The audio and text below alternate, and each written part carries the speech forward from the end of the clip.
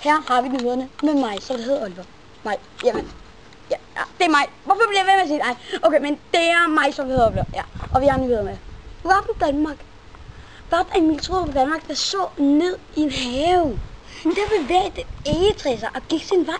Ejeren sætte en plakat op for at efterlyse egetræet. Ja, der blev så ikke fundet nogen.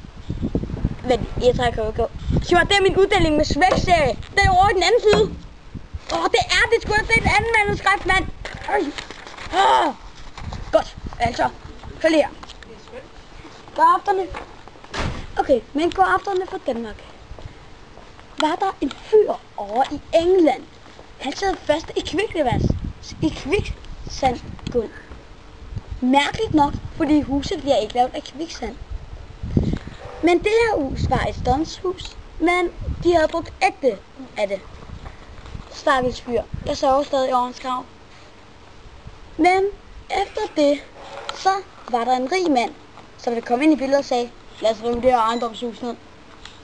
Og bygge en parkeringsplads. Og det var et sygeplejerskehus, fordi de mener, at sygeplejersker kunne gøre andet end at skabe større mennesker.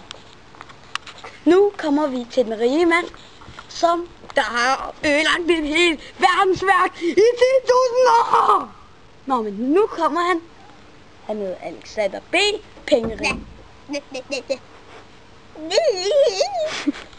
Ja, her har vi med Alexander Pengerig. Alexander Pengerig, hør lige her.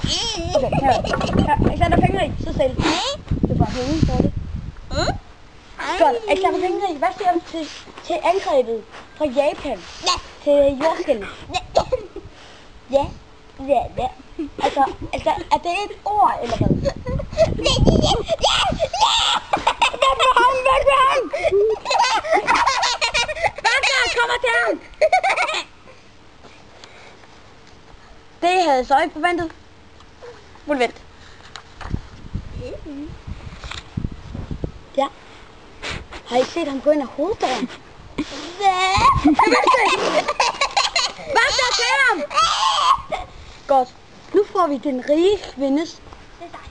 Det er faktisk hendes kone. Skal jeg hjælpe med at oversætte meget mærkelige ting? Godt. Kom så.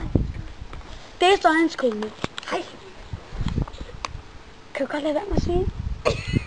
Nej. Hvad siger du til jordskælvene og vandstederne i Japan? Jeg synes, det er meget mærkeligt og urimeligt. Det er da okay.